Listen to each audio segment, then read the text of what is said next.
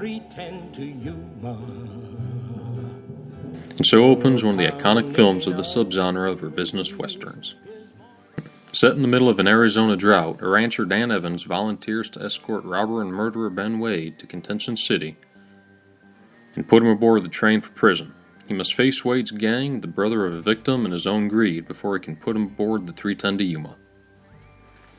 Released in 1957, starring Glenn Ford, Felisa Farr, Van Heflin, with Laura Dana, Henry Jones, and Richard Jekyll, this was one of the two landmark films, the other being High Noon, that spurred Howard Hawks into making the classic Rio Bravo, as a rebuttal to the fast-growing revisionist westerns that neither Hawks nor the Duke liked.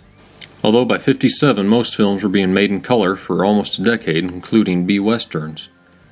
The choice to film 310 in black and white was a conscious creative decision by director Delmer Davies and cinematographer Charles Lawton Jr.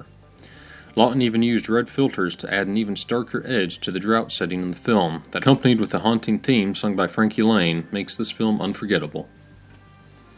To head up his cast, Davies chose two veterans from his previous two pictures. Both Felisa Farr and Glenn Ford had appeared in Jubal, and Farr had also been in The Last Wagon alongside Richard Widmark.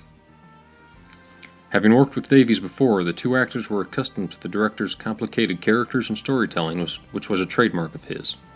An interesting note about the score, around the 25-minute mark, Glenn Ford and the character Ben Wade whistles the iconic theme song of the movie.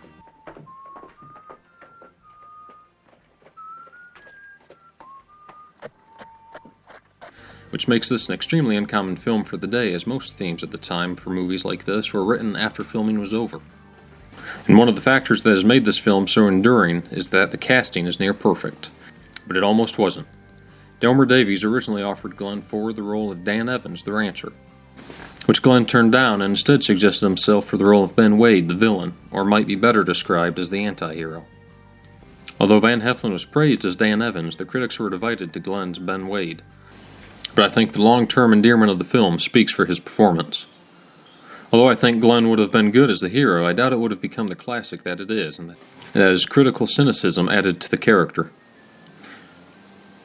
This film also had international effects, causing the word Yuma to enter Cuban slang. Yumas being Americans, and La Yuma referring to the United States. In 2012, 310 to Yuma was chosen for preservation in the United States Film Registry by the Library of Congress for being culturally, historically, or aesthetically significant.